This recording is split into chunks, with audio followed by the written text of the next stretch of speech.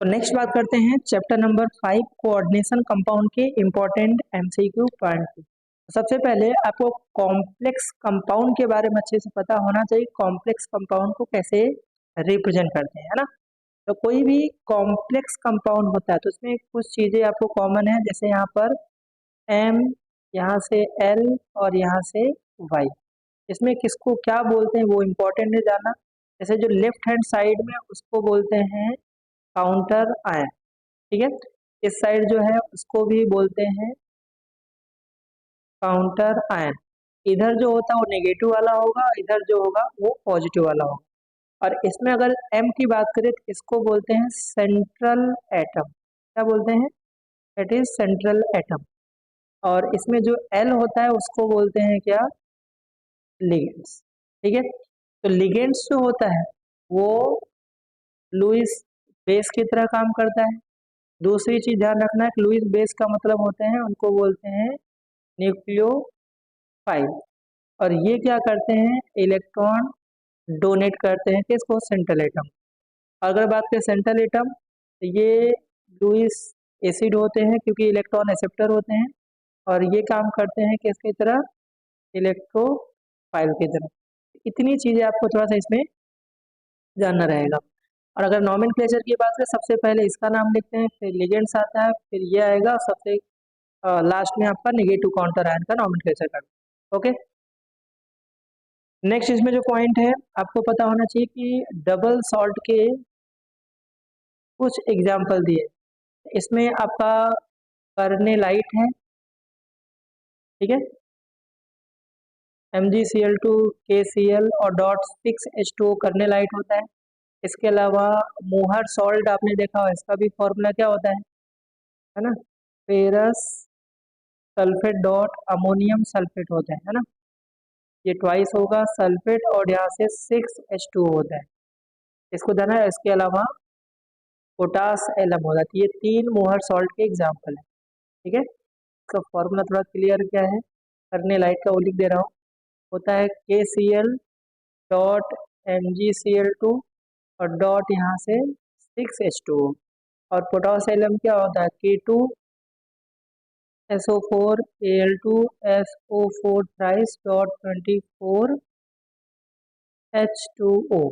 इसमें कॉमन लेंगे तो के, इसको ऐसे भी लिख सकते हैं के, और यहाँ से Al और SO4 टोटल 4 है ट्वाइस का, और यहाँ से 12H2।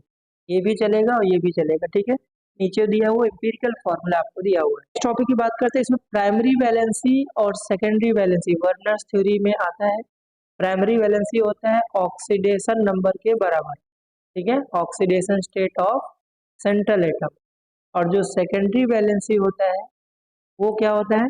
वो कोऑर्डिनेशन नंबर के बराबर होता है। ये जो पॉइंट है यहाँ से MCQ बनते हैं, ठीक है। जैसे मैं एग्जांपल अगर दूँ, जैसे मान लीजिए मैंने यहाँ पर कोबाल्ट लिया, यहाँ पर Cl3 लिया और एक NS प्राइस ले लिया, और आपसे पूछे इसकी प्राइमरी वैलेंसी क्या है और सेकेंडरी वैलेंसी क्या है।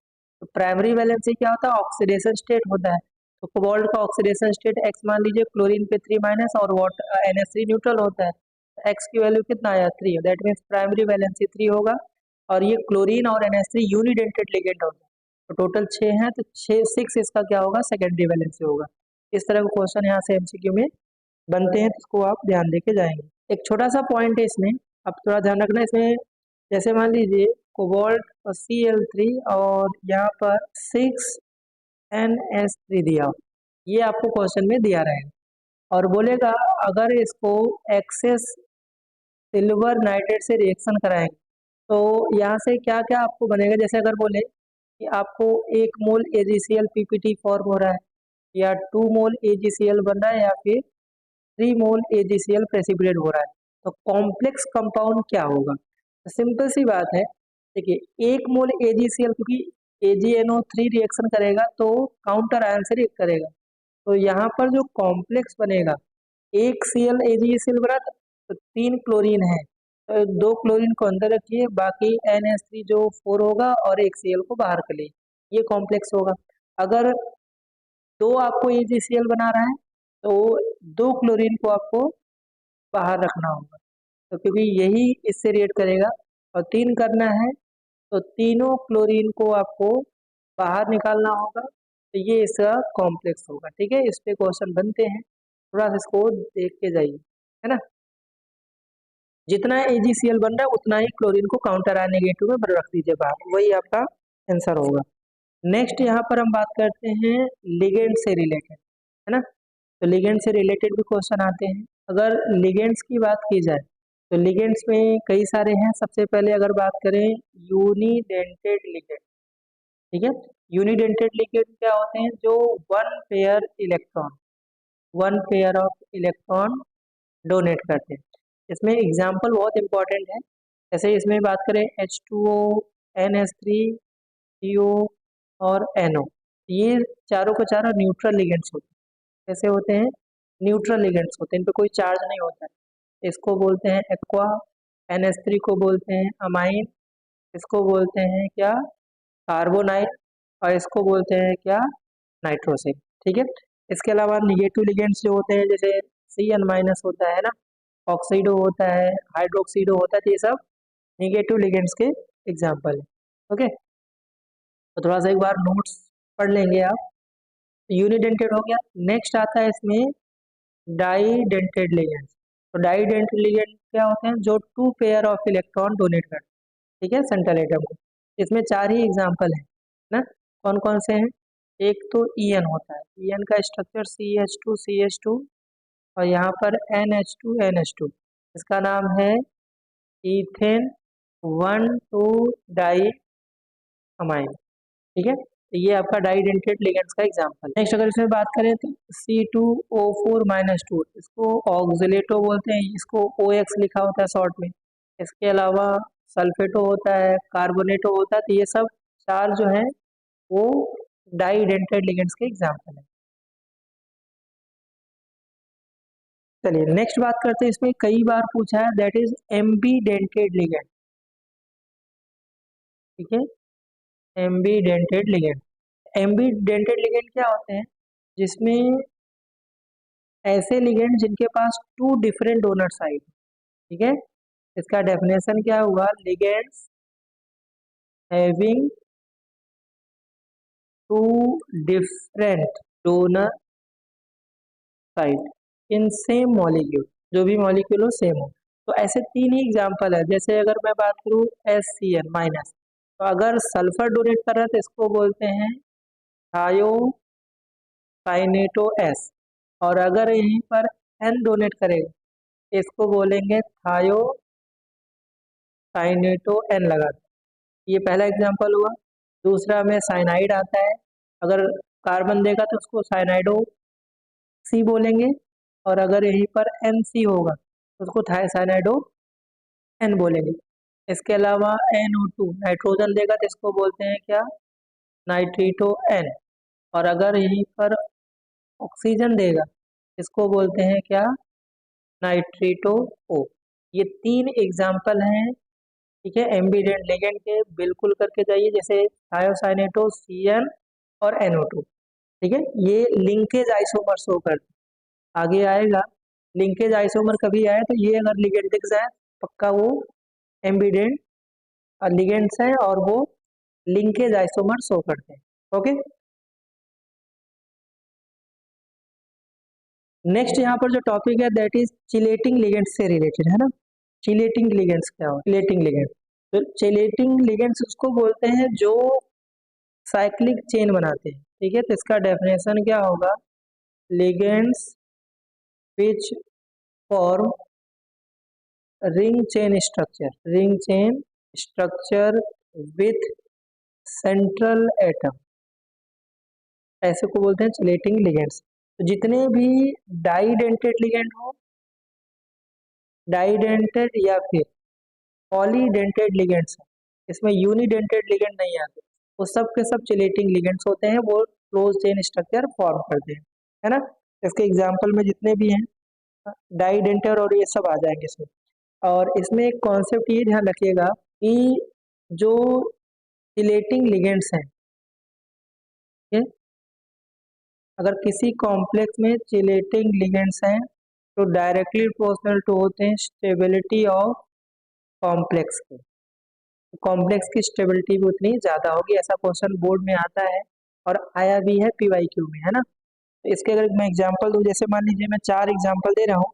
जैसे मान लो CONS3 6 + 3 चार्ज, और अगर यहीं पर दे दे CO और यहाँ पर EN राइस और +3 चार्ज, एक मैं दे दूँ NiCl2 और NH3 4, और आपसे पूछे कि ये मान लीजिए A है, ये B है और ये C है।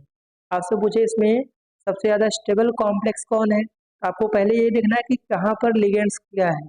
यहाँ देखा है NH3 यूनिडेंटेड लिगेंड है, यहाँ पर EN डाइडेंटेड मतलब चिलेटिंग लिगेंड्स है। आपका आंसर क्या होगा, स्टेबिलिटी सबसे ज़्यादा इसी की होगी, ठीक है। और अगर सबके सब यूनिडेंटेड है तो वहाँ पर स्ट्रेंथ ऑफ लिगेंड पे डिपेंड करता है, जहाँ पर जितने पावरफुल लिगेंड्स होगा उसका कॉम्प्लेक्स की स्टेबिलिटी उतनी ज़्यादा होगी। नेक्स्ट IUPAC नॉमेनक्लेचर से रिलेटेड MCQ आते हैं। जैसे मैं आपको 2 एग्जांपल बताता हूँ, वो स्पेसिफिक है, NCERT में दिए हुए हैं। अगर मान लीजिए आपके पास ऐसा कोई कॉम्प्लेक्स है जिसमें 2 सेंट्रल एटम हो, 2 कॉम्प्लेक्स हो, सेंट्रल एटम तो सेम होने वाला है, ठीक है। आप कंफ्यूज, इसमें सेंट्रल एटम जब भी देगा सेम देगा। इसका नाम कैसे लिखते हैं, देखिए इसमें जैसे पहले जो कॉम्प्लेक्स उसका नाम लिखिए, 2 अमाइन है तो यहाँ पर क्या लिखेंगे, डाई अमाइन, और सिल्वर है तो सिल्वर।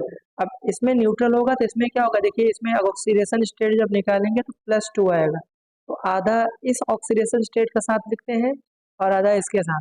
यहाँ पर 2 है तो डाई साइनाइडो, और यहाँ पर आपको क्या करना है, अर्जेंटेट ATE लगाना है, और यहाँ पर 1, तो ये इसका पूरा नॉमेनक्लेचर हुआ, ओके। दूसरा एक कंपाउंड है जिसका नाम है आयरन थर्ड, है ना, और हेक्सा साइनाइडो फेरेट सेकेंड। आपसे इसका स्ट्रक्चर भी आ सकता है या फिर इससे कितने आयंस है, इस तरह के क्वेश्चन यहाँ पर बनते हैं। तो पहली बात, इसका जो स्ट्रक्चर है Fe4, और यहाँ पर आता है FeCN6 और थ्राइस।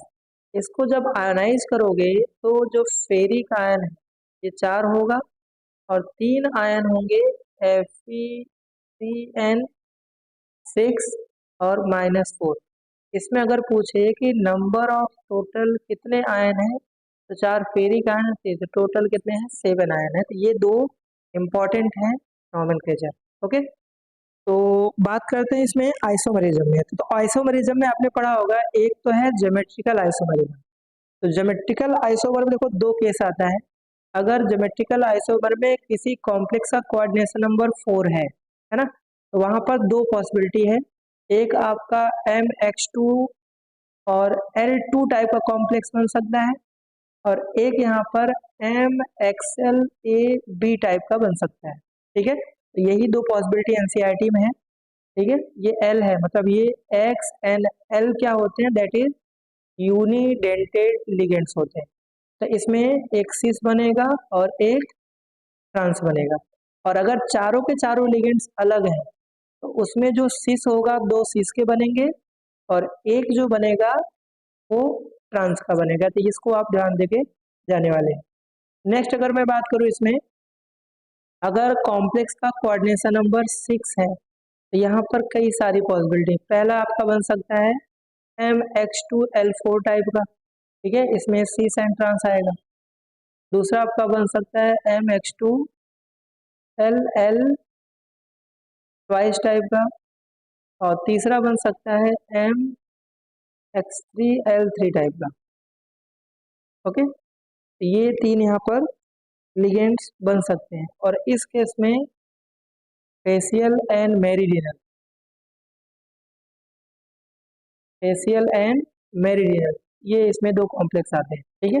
इसको आप थोड़ा सा एक बार देख के जाएंगे, इंपॉर्टेंट है क्योंकि यहाँ से MCQ टाइप कुछ भी क्वेश्चन यहाँ से उठा सकते हैं। नेक्स्ट अगर मैं बात करूँ ऑप्टिकल आइसोमर का, ऑप्टिकल आइसोमरिज्म में 2 ही है यहाँ पर जो बुक में दिया है। एक तो है MLL थ्राइस टाइप का, ठीक है, ये ऑप्टिकल डेक्स्ट्रो एंड ल्यू शो करेगा। और दूसरा एक है MX2LL, कितना ट्वाइस टाइप का। तो ये दो कॉम्प्लेक्स आपका ज्योमेट्रिकल, और इसमें भी सिस वाला जो होता है वो आपका शो करने वाला है। ओके, चलिए नेक्स्ट बात करते हैं यहाँ पर स्ट्रक्चरल आइसोमरिज्म का। ठीक है, स्ट्रक्चरल आइसोमरिज्म। स्ट्रक्चरल आइसोमरिज्म में 4 टाइप हैं। वन बाय वन थोड़ा सा शॉर्ट में इसको पढ़ लेते हैं। सबसे पहला आपने पढ़ा होगा लिंकेज आइसोमरिज्म। लिंकेज आइसोमर कौन से कॉम्प्लेक्स शो करते हैं? जहां पर एम्बीडेंट लिगेंड्स प्रेजेंट हो। ठीक है, एम्बीडेंटेड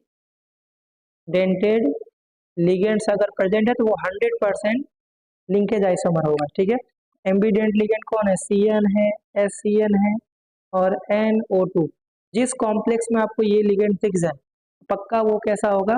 लिंकेज आइसोमर शो करने वाला है।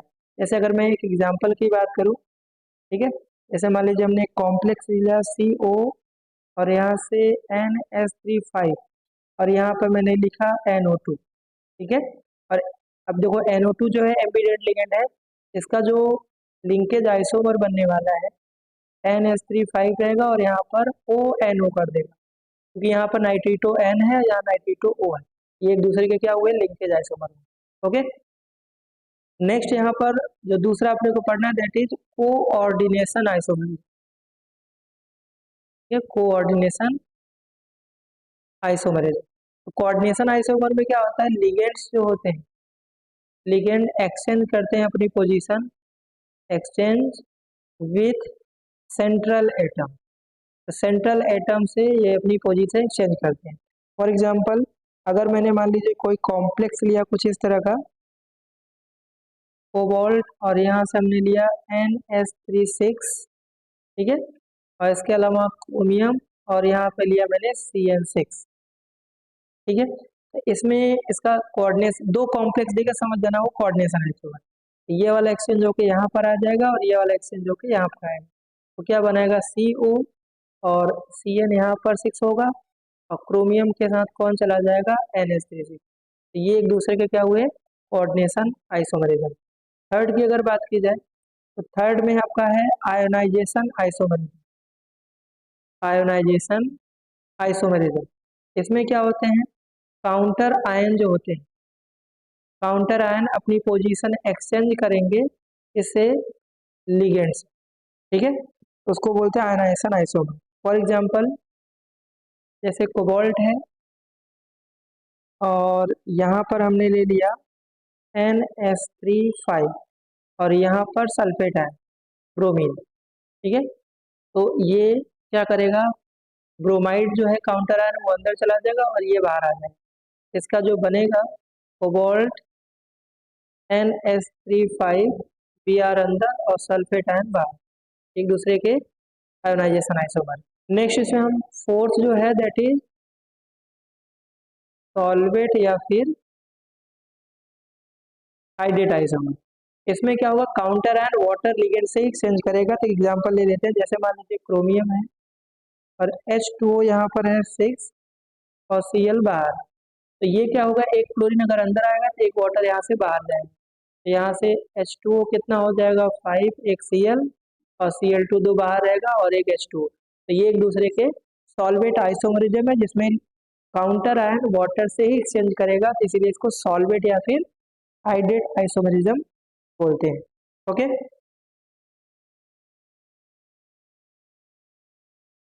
नेक्स्ट इसमें आता है VBT का जो लिमिटेशन है, वो भी इम्पोर्टेंट है, थ्योरी में 2 मार्क्स में भी पूछता है। तो limitation of VBT, limitation VBT क्या है? ये कलर के बारे में कोई जानकारी नहीं देता, इसके अलावा मैग्नेटिक डेटा के बारे में कोई जानकारी नहीं देता। ठीक है, इसके अलावा स्टेबिलिटी जो होता है, स्टेबिलिटी ऑफ कॉम्प्लेक्स कंपाउंड के बारे में कोई प्रिडिक्शन नहीं करता। किसी कंपाउंड का कोऑर्डिनेशन नंबर 4 है, वो टेट्राहेड्रल होगा या स्क्वायर प्लेनर होगा इसके बारे में नहीं बताता। और week ligands and strong ligand में ये डिस्टिंग्विश नहीं कर पाता, ये इसका लिमिटेशन हो गया। तो चलिए अपना नेक्स्ट जो टॉपिक है दैट इज CFT थ्योरी। ठीक है, क्रिस्टल फील्ड स्प्लिटिंग थ्योरी। यहाँ से भी एमसीक्यू बनते हैं। तो सबसे पहली बात है, क्रिस्टल फील्ड थ्योरी में कौन सा फोर्स ऑफ अट्रैक्शन होता है? मेटल और लिगेंड्स के बीच इलेक्ट्रोस्टैटिक, ठीक है, फोर्स होता है। और इलेक्ट्रोस्टैटिक फोर्स किस कंपाउंड में आता है? ये आयनिक कंपाउंड में होता है, ठीक है, और आयनिक बॉन्ड उसमें प्रेजेंट होता है। तो आपसे पूछ सकता है कि कॉम्प्लेक्स कंपाउंड में मेटल और लिगेंड्स के बीच कौन सा फोर्स ऑफ अट्रैक्शन है? तो आपका आंसर होगा इलेक्ट्रोस्टैटिक फोर्स। और इसमें कौन सा बॉन्ड होता है? तो वो है आयनिक बॉन्ड नेचर शो करता है। तो क्रिस्टल फील्ड थ्योरी को यहाँ पर दो तरह से स्प्लिटिंग होता है, ठीक है, दोनों को एमसीक्यू के हिसाब से उस तरह से आपको करना है। तो सबसे पहला होता है इसमें ऑक्टाहेड्रल स्प्लिटिंग। कौन सा होता है? ऑक्टाहेड्रल स्प्लिटिंग, ठीक है, पहला होता है ऑक्टाहेड्रल स्प्लिटिंग। एंड सेकंड जो होता है उसमें होता है दैट इज टेट्राहेड्रल स्प्लिटिंग। तो दो तरह से स्प्लिटिंग होता है इसमें टीएफटी थ्योरी में, टेट्राहेड्रल एंड ऑक्टाहेड्रल। तो ऑक्टाहेड्रल में जो कोऑर्डिनेशन नंबर लगभग कितना होता है? 6, वो ऑक्टाहेड्रल, और इसमें कोऑर्डिनेशन नंबर कितना होता है? 4, ठीक है। तो ये पॉइंट हो गए दो। अब अगर मैं स्प्लिटिंग के इसके डायग्राम से पॉइंट डिस्कस किया जाए, देखिए ऑक्टाहेड्रल स्प्लिटिंग में क्या होता है, इसमें जो 5 ऑर्बिटल्स होते हैं, डी में टोटल कितने? 5 ऑर्बिटल, 5 लाइन, और उसके बाद यहाँ पर इस तरह से होता है, पांचों लाइन की एनर्जी थोड़ा इंक्रीज होती है, और फिर यहाँ पर ये दो पार्ट में स्प्लिट होता है, ठीक है, ऐसा आपने डायग्राम पढ़ा होगा। तो जो हायर एनर्जी ऑर्बिटल होता है ऑक्टाहेड्रल, उसको ईजी से डिनोट करते हैं, और लोअर एनर्जी को T2G से करते हैं, ठीक है। ये जो होता है स्क्वायर वाले, dx² माइनस वाई स्क्वायर और dz², और इधर तीन जो orbital dxy, dyz and dzx, ठीक है। और यहाँ पर d ऑर्बिटल होता है, यहाँ पर एवरेज एनर्जी d ऑर्बिटल होता है, ठीक है। इन दोनों को एक बीच से सेंटर डिवाइड करता है, जिसको बेरी सेंटर बोलते हैं, ठीक है। इसमें जो इसका जो एनर्जी इंक्रीज होता है वो कितना होता है? वो होता है 3/5 डेल्टा ओ, और ये कितना होता है? 2/5 डेल्टा ओ। ये भी आपको ध्यान रखना होगा। अच्छा, 3/5 डेल्टा ओ को 0.6 डेल्टा ओ भी लिख सकते हैं, है ना, डिवाइड करेंगे। और जो 2/5 डेल्टा ओ है, इसको 0.4 डेल्टा ओ भी यहाँ पर लिख सकते हैं, ओके। तो और अगर बात करूँ मैं टेट्राहेड्रल स्प्लिटिंग में, तो इसका डायग्राम जस्ट इसी का अपोजिट है, इसमें 5 ऑर्बिटल एनर्जी इस तरह से, और फिर पांचों की एनर्जी यहाँ पर एवरेज एनर्जी इनकी हो जाती है। फिर इसको दो पार्ट में कैसे स्प्लिट करते हैं? तो तीन जो ऑर्बिटल है उनको डिनोट करते हैं किससे? इसको डिनोट करते हैं T2 से, यहाँ G नहीं होता है, और यहाँ पर इसको E से डिनोट करते हैं, इसको डेल्टा T बोलते हैं। और इसमें जो ये जो एनर्जी होता है, ये कितना होता है? ये होता है 2/5 डेल्टा T, और ये जो एनर्जी डिक्रीज होता है उसको बोलते हैं 3/5 डेल्टा T, ठीक है। ये dx² minus Y square orbital है, और dz², और इधर dxy। तो जो हायर एनर्जी टेट्राहेड्रल वो हेड्रल में है dxy, dyz एंड dzx, ठीक है। तो ये तो इसका, ये d ऑर्बिटल, ये एवरेज एनर्जी ऑर्बिटल है। तो अगर मैं इसके कॉन्फ़िगरेशन की बात करूं, सबसे पहले मैं बात करता हूं ऑक्टाहेड्रल में, ना। तो ये तो हमने डायग्राम खोला। अब ऑक्टाहेड्रल में क्या क्या पॉइंट इस रेटिंग में ध्यान रखना है? सबसे पहली बात कि ऑक्टाहेड्रल में जो इलेक्ट्रॉनिक कॉन्फ़िगरेशन होता है वो क्या होगा? T2G, और उसके बाद Eg आता है ना, ये इनका एनर्जी का ऑर्डर है। और अगर यही मैं टेट्राहेड्रल में बात करूं, तो टेट्राहेड्रल स्प्लिटिंग का जो इलेक्ट्रॉनिक कॉन्फ़िगरेशन आएगा वो होगा, G की लोअर एनर्जी है और T2 की हायर एनर्जी, ठीक है। अब इसमें आपने दो पॉइंट पढ़ा होगा, और जहाँ से क्वेश्चन कई बार रिपीट करता है, पूछा है। इसमें दो केस आते हैं। पहला केस ये है, अगर delta O greater than less than P हो, ठीक है। यहाँ पर पी क्या डिनोट करता है? That is pairing energy. P जो होता है वो होता है पेयरिंग एनर्जी। तो अगर आपको एक केस का पॉइंट पता है, तो वो आपको बाकी पॉइंट कर लोगे। सबसे पहला, इस केस में ये केस कब आता है कि जब फोर्थ इलेक्ट्रॉन हो उसको कहाँ पर फिल करना है। तो ऑक्टाहेड्रल में इलेक्ट्रॉनिक कॉन्बिनेशन हमने क्या पढ़ा, T2G और उसके बाद Eg आता है। ठीक है, इसमें जो इलेक्ट्रॉन का आप करेंगे तो वीक लिगेंड, इसमें 3 इलेक्ट्रॉन जाएगा, इसमें 1 इलेक्ट्रॉन आएगा। दूसरी चीज, ये हमेशा वीक लिगेंड के प्रेजेंस में होता है, और वीक लिगेंड है तो वहां पर स्पिन कैसा होगा, हाई स्पिन कॉम्प्लेक्स होगा। हाई स्पिन कॉम्प्लेक्स होगा। हाई स्पिन कॉम्प्लेक्स मतलब इसमें नंबर ऑफ अनपेयर्ड जो इलेक्ट्रॉन होंगे वो क्या होंगे, हाई होंगे, तो उसी को बोलते हैं high spin. Spin of complex directly proportional to total number of unpaired electron. ये इसका पहला केस है। और अगर ये केस पता है आपको, तो दूसरे केस में क्या करना है कि डेल्टा ओ अगर पेयरिंग एनर्जी से ज़्यादा हो जाए तो उस केस में इलेक्ट्रॉन का पेयरिंग होगा तो उसका फोर्थ इलेक्ट्रॉन इसी में जाएगा और Eg में 0 इलेक्ट्रॉन होगा। ऐसा हमेशा स्ट्रॉन्ग लिगेंड के प्रेजेंस में होगा, और इसमें क्या होगा, लो स्पिन कॉम्प्लेक्स होने वाला है। ये पॉइंट भी आपको यहाँ से समझ के जाना है। उसके बाद अगर मैं बात करूँ नेक्स्ट पॉइंट का, तो नेक्स्ट पॉइंट में एक स्पेक्ट्रोकेमिकल सीरीज है। ठीक है, इसमें आपने पढ़ा होगा ऑक्टाहेड्रल स्प्लिटिंग जहाँ है वहीं पर दिया है। इसमें क्या होता है, लिगेंड्स को उनको स्ट्रेंथ के बेसिस पे एक असेंडिंग या डिसेंडिंग सीरीज बनाते हैं। ठीक है, series of ligands in increasing order of their, इस सीरीज को बोलते हैं क्या, स्पेक्ट्रोकेमिकल सीरीज। इसमें आपको एक ऑर्डर याद रखना है, जैसे कि सबसे ज़्यादा स्ट्रॉन्गेस्ट लिगेंड कार्बन मोनोऑक्साइड होता है जिसको कार्बोनाइल बोलते हैं, उसके बाद साइनाइड होता है, उसके बाद ईएन आता है, उसके बाद आता है NH3, एनसीईआरटी में आपको ऑर्डर मिलेगा। उसके बाद EDTA। ठीक है, EDTA -4 चार्ज होता है, उसके बाद थायोसाइनेट एन होता है, उसके बाद H2O होता है, उसके बाद ऑक्जेलेट आयन होता है ना, ये एक ऑर्डर दिया है। उसके बाद हाइड्रोक्साइड आयन, फिर फ्लोराइड आयन, देन यहाँ से सल्फाइड होता है, फिर यहाँ पर क्लोराइड होता है, फिर यहाँ से SCN है, और उसके बाद ब्रोमाइड आयन है, और उसके बाद आयोडाइड, उसके बाद पीएच फिनाइल ग्रुप है। तो इसमें आप ध्यान ये देंगे, इसमें टॉप के जो है ये स्ट्रॉन्गेस्ट लिगेंड होते हैं। ठीक है, स्ट्रॉन्गेस्ट लिगेंड में बीबीटी में पढ़ा हो तो इसमें पेयरिंग होता है। बाकी इसमें जो फेमस है जैसे ऑक्जेलेट को ध्यान रखिए, बाकी फ्लोराइड, क्लोराइड, ब्रोमाइड में ऑर्डर है, ये हाइड्रोक्साइड है, और EDTA इसके बाद है, और सबसे पीछे कौन होता है, ब्रोमाइड, क्लोराइड, फ्लोराइड। ये एक इंक्रीजिंग ऑर्डर है स्ट्रेंथ ऑफ लिगेंड का। इसमें एक जो टर्म आया है दैट इज EDTA, है ना। EDTA के बारे में थोड़ा सा जान लेते हैं इसमें, क्योंकि वहां से MCQ क्वेश्चन आते हैं।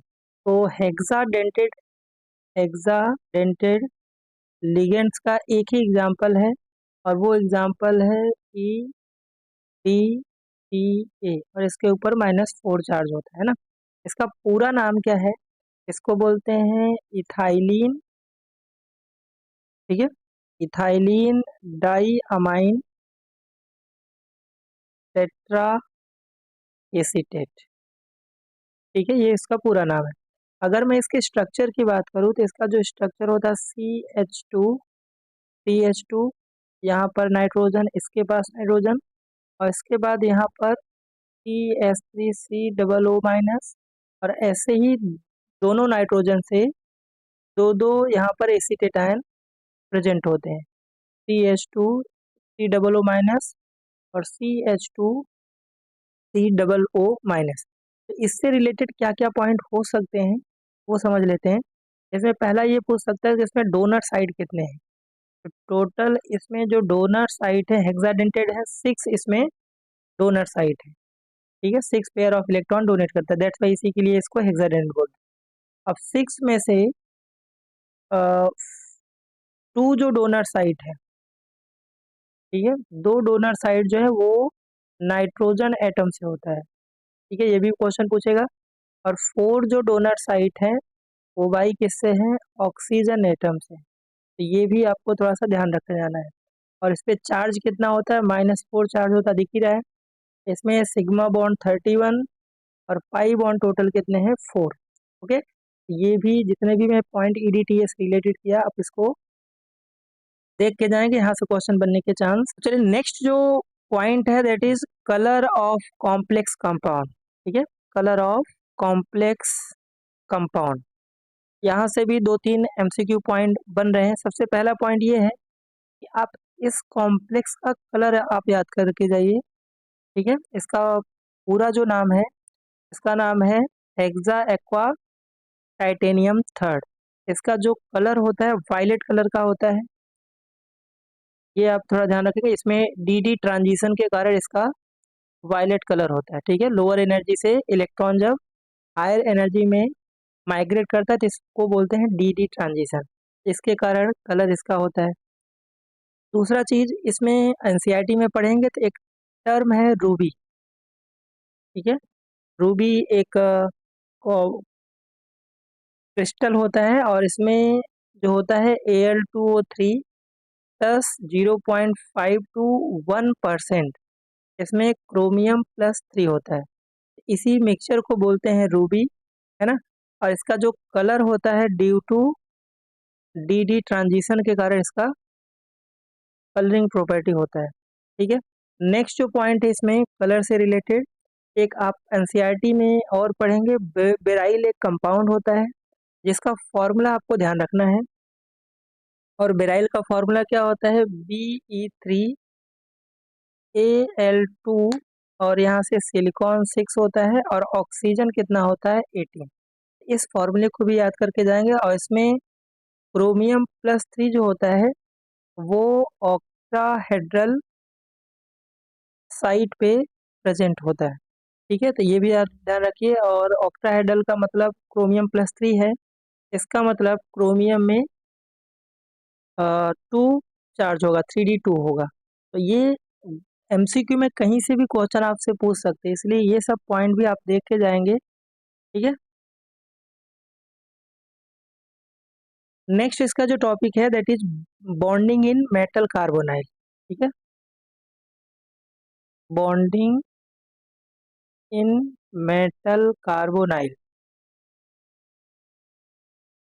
कार्बोनाइल। वैसे ये जो टॉपिक है बोर्ड में 4 मार्क्स में यहाँ से थ्योरी भी आता है, 2 मार्क्स में भी कई बार पूछा है। ठीक है, और यहाँ से MCQ भी बनने के चांस है। MCQ के रिगार्डिंग क्या क्या पॉइंट आपको यहाँ से करके जाने हैं। सबसे पहले कि बॉन्डिंग मेटल कार्बोनाइल क्यों होता है, क्योंकि इसमें होमोलेप्टिक, ठीक है, होमोलेप्टिक कार्बोनाइल कॉम्प्लेक्स होता है। होमोलेप्टिक कार्बोनाइल का मतलब है इसमें जो भी लिगेंड्स होंगे कार्बन मोनोऑक्साइड ही होंगे। ठीक है, इसी को बोलते हैं होमोलेप्टिक कॉम्प्लेक्स। ओके, इसमें मेटल और कार्बन के बीच बॉन्ड प्रेजेंट होता है। और इस तरह के कंपाउंड में, मतलब किस तरह कंपाउंड में, मेटल कार्बोनाइल जो कंपाउंड होते हैं उसमें 2 तरह का नेचर होता है, मतलब 2 तरह के मेटल कार्बन के बीच बॉन्ड होता है, मेटल और कार्बन के बीच बॉन्ड होता है। कौन कौन सा, सिग्मा बॉन्ड भी फॉर्म करता है और ये पाई बॉन्ड भी फॉर्म करता है। ठीक है, तो दोनों नेचर होता है, sigma bond as well as pi bond. Next इसमें आपको ध्यान ये रखना है कि इसमें सिनर्जिक बॉन्ड बनता है। ठीक है, सिनर्जिक बॉन्ड। और सिनर्जिक बॉन्ड से होता क्या है कि जो कॉम्प्लेक्स है वो directly proportional strength of complex होता है। तो जितना सिनर्जिक बॉन्ड से उसकी क्या होती है, मजबूती कॉम्प्लेक्स कंपाउंड की इंक्रीज हो जाती है। अब सिनर्जिक बॉन्ड में क्या चीज़ होता है वो भी आपको समझना जरूरी है। सिनर्जिक बॉन्ड का अगर मैं स्ट्रक्चर की बात करूँ, इसमें मेटल होता है और कार्बन मोनोऑक्साइड, कार्बोनाइल में ये ट्रिपल बॉन्ड होता है। इसमें सिग्मा एंड पाई बॉन्ड कैसे बनता है, देखिए यहाँ से इसका लो और इस कार्बन का लो, और उसके बाद इस तरह से होता है। इसको डायग्राम को थोड़ा प्रैक्टिस करके जाएंगे। ठीक है, तीन इस तरह से यहाँ पर ऐसे लूप बनाते हैं, इस तरह से इसके पास, और मेटल के पास भी इस तरह का यहाँ पर होगा। ये मेटल है और ये कार्बोनाइल का कार्बन है। ओके, अब सिग्मा बॉन्ड कैसे बनता है कि जब carbonyl pair of electron vacant metal के डी ऑर्बिटल को देता है तो इसके बनता है सिग्मा बॉन्ड। और जब मेटल का फील्ड ऑर्बिटल कार्बोनाइल कार्बन को इलेक्ट्रॉन देता है तो इससे बनता है क्या, पाई बॉन्ड। और ये एंटी बॉन्डिंग होता है और ये बॉन्डिंग होता है। ठीक है, इसी नेचर को बोलते हैं सिनर्जिक बॉन्डिंग। ठीक है, क्या क्लियर हुआ? मेटल का जब filled orbital pair of electron carbonyl carbon को डोनेट करा तो इससे पाई बॉन्ड बनता है। अब जब कार्बोनाइल का carbon pair of electron metal के वैकेंट ऑर्बिटल को देता है तो इससे बनता है सिग्मा बॉन्ड। ये इसी इफेक्ट को बोलते हैं सिनर्जिक बॉन्डिंग, और इससे स्ट्रेंथ ऑफ कॉम्प्लेक्स क्या होता है, स्ट्रॉन्गर होता है। ओके, इतना करके जाएंगे। अगर यहाँ से क्वेश्चन बनेगा तो आपका क्वेश्चन यहाँ से। अब इसका जो लास्ट इस चैप्टर के इम्पोर्टेंट पॉइंट है दैट इज वो आपका एप्लीकेशन है, उसको भी नहीं छोड़ के जाइए। वहाँ पे लगभग 15-20 MCQ हैं, इसलिए उसको इम्पोर्टेंट की कैटेगरी में रखेंगे। अब जाएंगे कल का पेपर जब उठाएंगे तो वहाँ से देखिएगा, यहाँ से क्वेश्चन जरूर पूछेगा, एप्लीकेशन ऑफ, ठीक है, कॉम्प्लेक्स कंपाउंड। ये टॉपिक जरूर देगा। अगर आप PYQ किए होंगे, देखिए कितनी बार यहाँ से MCQ आपसे पूछता है। एक दो बार यहाँ से नज़र दौड़ा लेंगे तो डेफिनेटली आप यहाँ का क्वेश्चन बना लेंगे। सबसे पहला जो पॉइंट है MCQ का कि हार्डनेस ऑफ वाटर को कैसे एस्टिमेट करते हैं, पहला यही है, हार्डनेस ऑफ वाटर को किस कॉम्प्लेक्स से एस्टिमेट करते हैं। तो कॉम्प्लेक्स है, ठीक है, एस्टिमेटेड बाई EDTA का कॉम्प्लेक्स होता है Na2 और यहाँ से EDTA। इस कॉम्प्लेक्स से किसी वाटर का हार्डनेस को एस्टिमेट करते हैं। और हार्ड वाटर क्या होता है, जिसमें कैल्शियम या फिर मैग्नीशियम के आयन प्रेजेंट होते हैं। ये भी आपसे पूछ सकता है। This is the first MCQ point. Second application है गोल्ड। गोल्ड या सिल्वर जो मेटल होते हैं, गोल्ड और सिल्वर मेटल होते हैं, वो साइनाइड आयन से कंबाइन होके कौन सा कॉम्प्लेक्स बनाते हैं। तो कॉम्प्लेक्स होता है गोल्ड, और यहाँ से Cn आपका ट्वाइस होगा और इसके ऊपर क्या होता है, -2 चार्ज।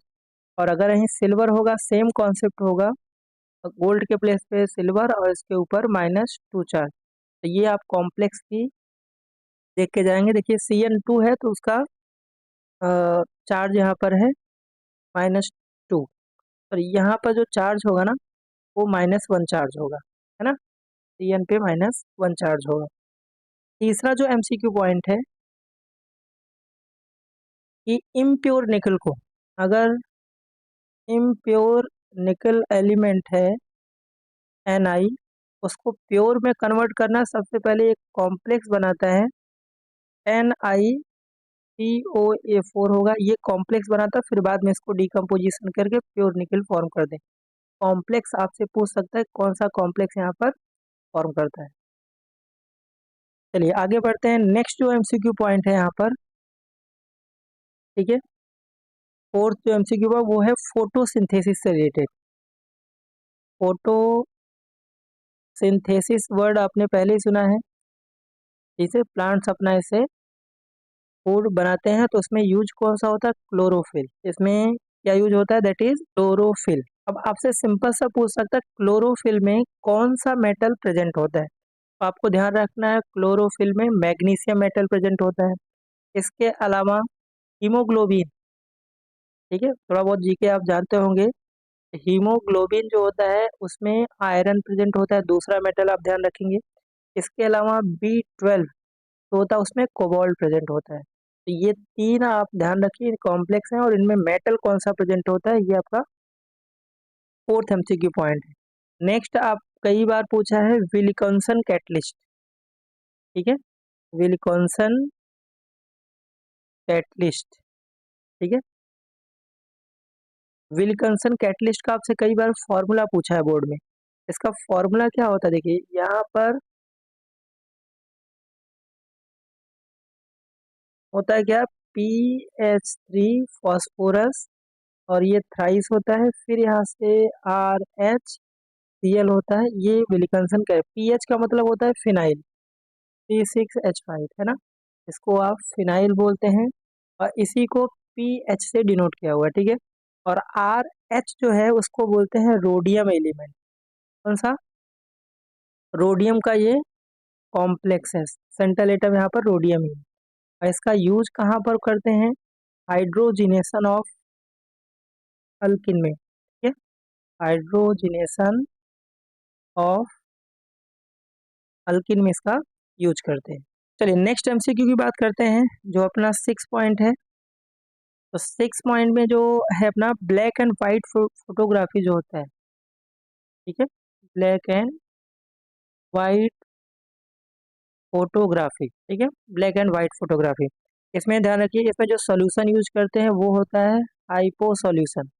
पहले ये भी पूछ सकता है कौन सा सोल्यूशन होता है? Hypo solution.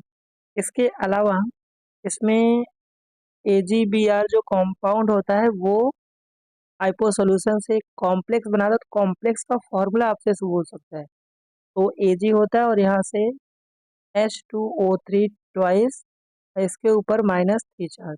तो ये आपका कॉम्प्लेक्स जो है AgH2O3 ट्वाइस है, ये ब्लैक एंड वाइट फोटोग्राफी में यूज होता है। ओके, 7th जो MCQ पॉइंट है वो है, अगर आपकी बॉडी में एक्सेस कॉपर प्रेजेंट है या फिर एक्सेस अमाउंट में आयरन प्रेजेंट है, उसके लिए कौन सा कॉम्प्लेक्स यूज करते हैं? ये एनसीईआरटी में साफ साफ दिया है। अगर कॉपर है तो वहाँ पर डी पेंसिलमाइन यूज करते हैं, ठीक है, डी पेनिसिलेमाइन ये यूज करते हैं। और अगर आयरन है तो वहाँ पर यूज करते हैं फेरिक, ठीक है, ये कॉम्प्लेक्स यहाँ पर इसका यूज करते हैं। तो ये भी आ सकता है, क्योंकि एमसी में कोई फिक्स नहीं है, आपसे कुछ भी यहाँ पर पूछ सकते हैं, इसलिए एक एक पॉइंट को ध्यान रखना है यहाँ पर। नेक्स्ट है EDTA। अगर आपको लीड पॉइजनिंग है, ठीक है, लीड पॉइजनिंग अगर है तो वहाँ पर EDTA यूज करते हैं। और एक और है सिस्प्लेटीन। सिस्प्लेटीन कहाँ पर यूज करते हैं? इनहिबिट, ठीक है, ग्रोथ ऑफ ट्यूमर। अगर ट्यूमर है उसको ग्रोथ को रोकना हो तो वहाँ पर सिस्प्लेटीन यूज करते हैं, ठीक है। इसका फॉर्मूला PtCl4 होता है, सिस्प्लेटीन में यूज करते हैं। हालांकि एनसीईआरटी में फॉर्मूला नहीं दिया है, तो सिस्प्लेटीन का ट्यूमर पे ग्रोथ को रोकने के लिए यहाँ पर यूज करते हैं। तो ये हमने कॉम्प्लेक्स कंपाउंड के सारे इंपॉर्टेंट MCQ लगभग डिस्कस कर दिए हैं। तो अगर आप इतना करके जा रहे हैं तो डेफिनेटली आपका MCQ जो बोर्ड वाला है वो बनने के हाईली चांस है, ठीक है। और अगर आप चैनल पे नए हैं तो चैनल को लाइक से सब्सक्राइब जरूर करें। मिलते हैं नेक्स्ट वीडियो लेक्चर में। Thank you.